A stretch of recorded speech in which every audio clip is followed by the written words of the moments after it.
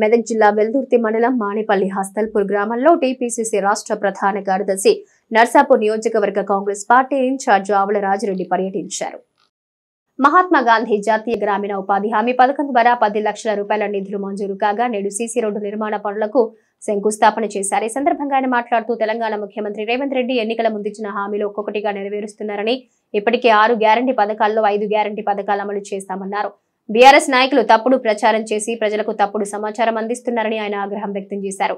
ఇచ్చిన హామీ మేరకు 6 గ్యారంటీ పథకాలు అమలు చేస్తామని, ఒకవైపు అభివృద్ధి మరోవైపు సంక్షేమ కార్యక్రమాలు అమలు చేస్తూ రాష్ట్రాన్ని ముందుకు తీసుకెళ్తున్నారని తెలిపారు. వచ్చే పార్లమెంట్ ఎన్నికల్లో అత్యధిక ఎంపీ స్థానాలు గెలిపించాలని ప్రజలకు విజ్ఞప్తి చేశారు. ఈ కార్యక్రమంలో జిల్లా నాయకుడు Narender Reddy, vice MPP Sudhakar Goud, fishermen కార్యదర్శి తలారి మల్లేష్, మండల అధ్యక్షుడు మహేష్ రెడ్డి, పీసీసీఐ ప్రధాన కార్యదర్శి నర్సాపూర్ ఇన్ఛార్జ్ ఆవుల రాజిరెడ్డి, జిల్లా నాయకుడు నరేందర్ రెడ్డి, వైసీపీ సుధాకర్ గౌడ్, హస్తల్పూర్ మాజీ ఉప సర్పంచ్ సత్యేందర్ రెడ్డి, ఉప సర్పంచ్ రమేష్, ఆవుల సంతోష్, కాస లక్ష్మయ్య, మాజీ ఎంపీటీసీ కుర్మ లక్ష్మయ్య, మాజీ సర్పంచ్ సాయిలు, లక్ష్మణ్, రామగౌడ్, ఎర్ర బాలయ్య, ఇతర కార్యకర్తలు తదితరులు పాల్గొన్నారు.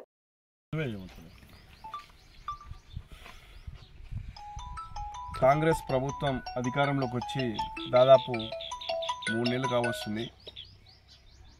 ఏ విధంగానైతే ప్రజలకు వాగ్దానం ఇచ్చి ఒక పారదర్శకమైన పాలనను ముఖ్యమంత్రి రేవంత్ రెడ్డి గారి నాయకత్వంలో ఈ రాష్ట్రంలో జరుగుతుందనడానికి ముఖ్యమంత్రి గారి మంత్రిమండలి తీసుకున్న నిర్ణయాలు, మరి మంత్రిమండలి పనిచేస్తున్న విధానము, అధికారుల నియామకము, మరి 6 గ్యారంటీల్లో చాలా గ్యారంటీలను ప్రజల ముందుకు తీసుకురావడము, మరి ఇంత తక్కువ సమయంలో ఇంత లోటు బడ్జెట్తో ఉన్నటువంటి మీకు అందరికీ తెలుసు, ఈ ప్రభుత్వం ఏర్పడక ముందు బీఆర్ఎస్ ప్రభుత్వం ఖజానా ఖాళీ చేసింది.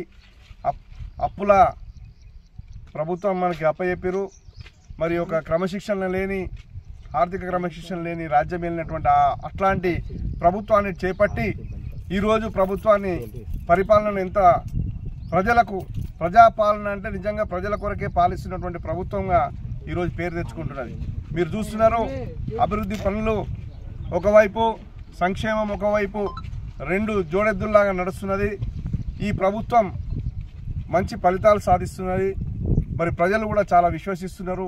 మీకు 6 గ్యారంటీల్లో అన్ని గ్యారంటీలు కూడా దాదాపు ఇప్పుడు ఉచిత బస్సు ప్రయాణం అయితేనేమి, 500 రూపాయలకు సిలిండర్ అయితేనేమి, మరి గృహజ్యోతి కింద 200 యూనిట్ల వరకు మరి ఉచిత విద్యుత్ అయితేనేమి, మరి ఆరోగ్యశ్రీ పథకము, మరి మొన్న కూడా 2 పథకాలను లాంచ్ చేయడం జరిగింది.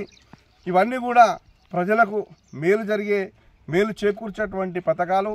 కాబట్టి ఎవరెన్ని మీకు అందరికీ తెలుసు, ఓటమితో ఈరోజు బీఆర్ఎస్ ఏ పరిస్థితిలో ఉందంటే, ఏ చిన్న విషయాన్నైనా పెద్ద భూతద్దంలో చూపించి అగో కరెంట్ వస్తలేదు, అగో నీళ్ళు వస్తలేవు, ఇగో నీళ్ళు మేమే తెచ్చినాము, ఇవన్నీ కాదు.